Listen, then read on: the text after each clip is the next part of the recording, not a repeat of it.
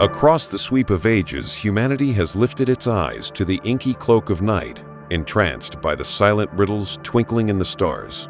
Secrets veiled in far-off galaxies, entombed in ancient dunes, or cradled in the depths of primordial oceans.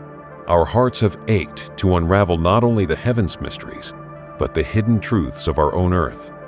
Yet not every enigma dwells in cosmic reaches or shadowed wilds. Some of the grandest puzzles lie unveiled before us, woven into the world's very bones, murmuring beneath layers of time's dust and neglect. One such mystery slumbers in the sun-baked granite heart of southern Egypt, where Aswan's sands guard a colossus that never rose to greet the sky. The unfinished obelisk, a titan bound to the earth, yearning for the heavens it would never touch, lies carved from bedrock. A silent giant with a tale left untold. Had it been freed, this monolith would have reigned as the tallest obelisk ever wrought by mortal hands, a stone sentinel of awe, outshining even the proud spires gracing Rome's plazas or Luxor's sacred grounds. Stretching over 137 feet and weighing more than 1,200 tons, it would have cast all rivals into shadow. Yet something stilled the ancient hands. The chisels ceased, the workers faded, and the monument was left half-born, a magnificent enigma, frozen in stone. In Aswan's vast granite quarries, Egyptian artisans once sculpted the very dreams of gods, mighty blocks that birthed Karnak's soaring pillars, Luxor's hallowed halls and temples that defy the centuries' weight. These masters wove precision and beauty into every stroke, their legacy etched in each chiseled edge. Amid these triumphs, the unfinished obelisk stands alone, not crowned by completion, but haunted by its pause.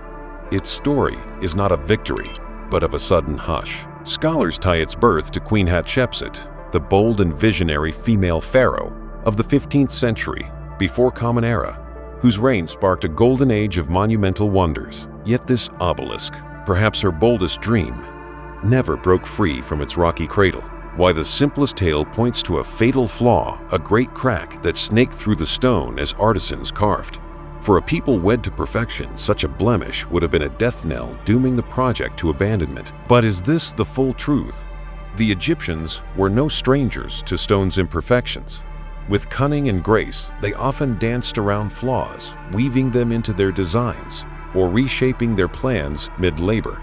Would a mere fracture halt so vast a vision? Or does a deeper secret pulse within the granite's heart? The unfinished obelisk is no mere relic. It is a shrine to the unknown, a testament to ambition, stilled to genius, interrupted to whispers, lingering in stone's silent cracks. It embodies the brink of human striving, where dreams clash with limits, whether born of nature's caprice, political storms, sacred omens, or truths we may never grasp. Today, it rests beneath Egypt's relentless sun, its colossal form casting a quiet shadow across the quarry's floor. Visitors pass by, lenses flashing, often blind to the riddle.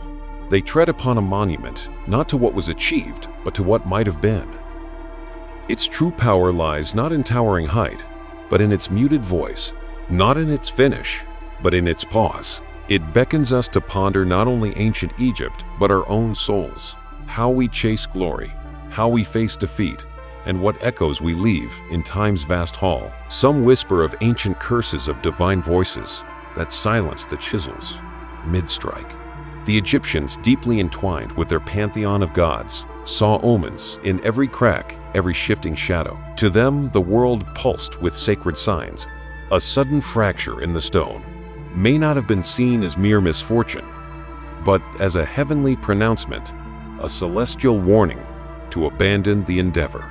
Was it fear or reverence that caused the artisans to step away?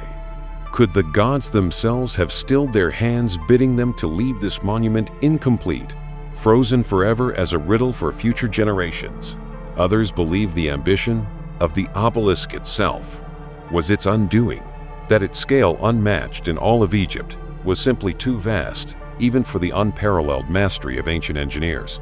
Perhaps in reaching too high, too fast, its creators were forced to retreat, their tools falling silent, their vision left etched in the granite like a dream deferred. Not failure, but an act of humility, before the magnitude of their own aspirations. Yet the obelisk does not simply tell a tale of abandonment. It whispers of ancient craftsmanship, lost arts, buried in stone and time. This granite, among the hardest of Earth's offerings, was not shaped by metal tools. Bronze and copper would have bent and broken under its stubborn surface. Instead, laborers wielded pounding balls of dolerite volcanic rock, nearly as hard as the granite itself, hammering with endless resolve to release the giant from its rocky bed. The quarry still bears the marks of this relentless stance, deep trenches, mysterious striations, and tool marks worn into the stone, like the fading footprints of forgotten artisans. These remnants intrigue not just historians, but modern engineers and archaeologists who puzzle over the means by which such precision was achieved. The clean lines, the near-perfect symmetry, the ambitious scale. It all seems to defy what we think we know about the capabilities of Bronze Age technology. Could the ancient Egyptians have harnessed techniques now lost to time? Were they masters of forgotten sciences? Or, as some fringe theorists dare to ask, were they guided by something? Beyond mainstream scholars remain firm in their skepticism. Yet the allure of these questions lingers. They dance on the edges of imagination, tempting those who yearn for answers beyond what textbooks offer. The quarry at Aswan may have been more than a workplace. It could have been a sacred training ground, a crucible of mastery where generations refined their craft. Or perhaps it was touched by turbulence, political upheaval, economic strain, or spiritual shifts that pulled laborers away, never to return. In the end, the unfinished obelisk stands as more than a monument left incomplete. It is a memorial to humans striving a canvas of ambition and mystery that has weathered millennia in silence. It does not boast, but it endures. A sentinel of stone keeping watch over the past, its voice muffled but never fully silenced. And as dusk falls over the desert and the wind hums low across the quarry floor, the obelisk speaks, not in words, but in a language of shadow, weight, and wonder. It calls out to those who still seek, who still listen, to those who believe that not all riddles were meant to be solved, but rather experienced. Perhaps, someday under the shifting sands or in the lost corridors of ancient memory, we will find the answer, an inscription, a scroll, a whisper from the past that brings clarity. But until that day, the unfinished obelisk remains, as it has always been, a ghost carved in stone, a monument to the unreachable, echoing quietly the eternal question, what might have been?